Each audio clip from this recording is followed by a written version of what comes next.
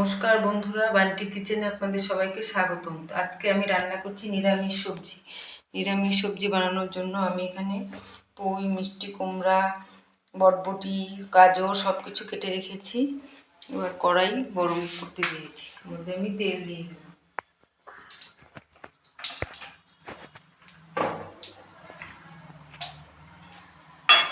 এবার ফোড়নে আমি দুটো শুকনো লঙ্কা দিয়ে দিলাম।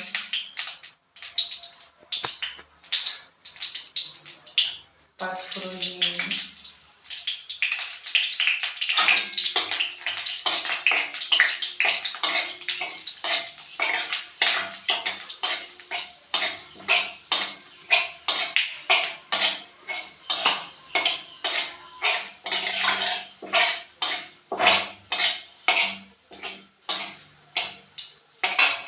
আদা থেতো করে রেখেছিলাম, আদা দিয়ে দেবো।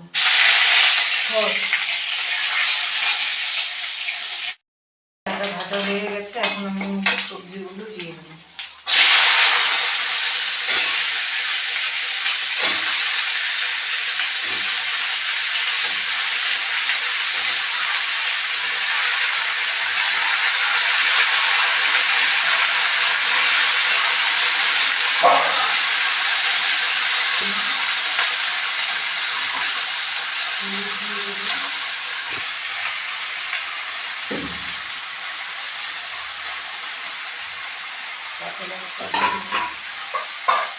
ভালো করে নাড়াচাড়া করে নেব।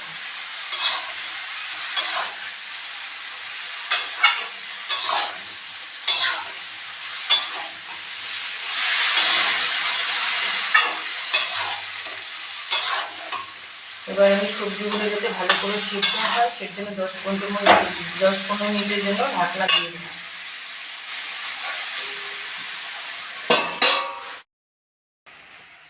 ঢাকনাটা আমি খুলে দিয়েছি। তো সবজি থেকে যে জল উঠেছিল সেগুলো শুকিয়ে গেছে এবং সবজিগুলো খুব ভালো মতন সিদ্ধ হয়ে গেছে। এখন আমি এর মধ্যে চিনি দিয়ে নাড়াচাড়া করে নামিয়ে দেব।